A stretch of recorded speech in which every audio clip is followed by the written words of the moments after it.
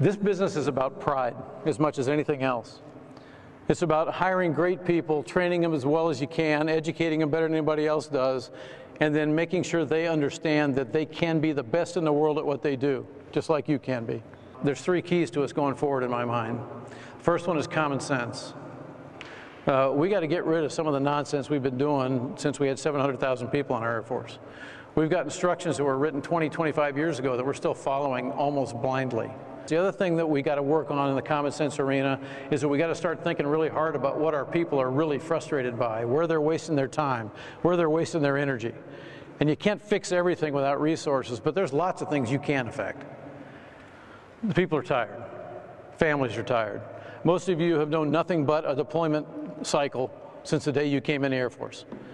And you've accepted it. You're living up to that oath you took, and you're doing it proudly. But you're a little tired of it, your families are a little tired of it, and now we got all this other confusion going on about budgets and the future and what's going to happen to the Air Force, and we got lots of questions out there. So common sense is the first key. The second key is communication. This is a little bit about that. We got to do a better job of communicating from big Air Force down to airmen. And by the way, the other thing that's important about communication is you guys communicating with the people you lead and supervise.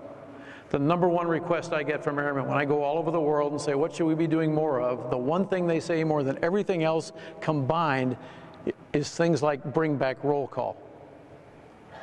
I want to see my supervisor. I want to talk to my commander. I want to see my chief. I don't want an email once a week. Tell us how we're doing. Tell us you don't like what we're doing. Explain why we're important. It's really astonishing how consistently this message comes across. You guys can fix that today. And the final thing we got to do to be successful going forward is we got to care about each other. You do now, but we got to take this to another level for lots of reasons. There's a lot of trauma in our Air Force because of these last 22 years of deployments. There's trauma inside families. There's trauma inside marriages. There's trauma in individuals, whether it's traumatic brain injury, PTSD, or just trauma over this lifestyle that's been very difficult to manage. There's people who are hurting a little bit. All the resiliency indicators are going in the wrong direction.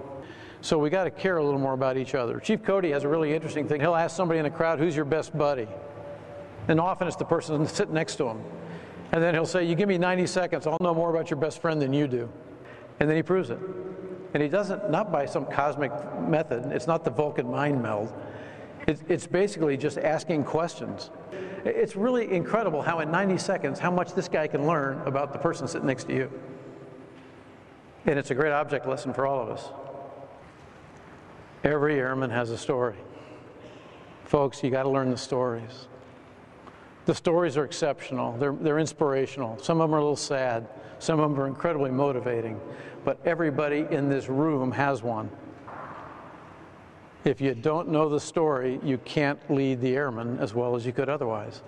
It's really that simple. So do me a favor, would you? Learn the stories. And then tell them.